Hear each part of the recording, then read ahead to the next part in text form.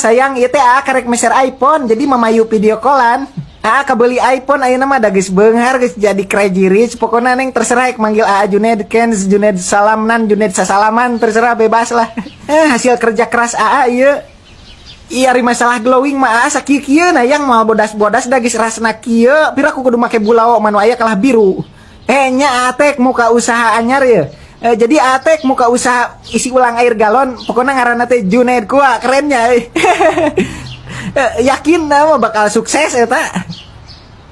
Oh hanya see you screenshot kayak pasang di status WhatsApp atau na billboard lah bebas. Mana aing ge eta nu make jilong nu. Enggeus silan telepon aja ke deui nya.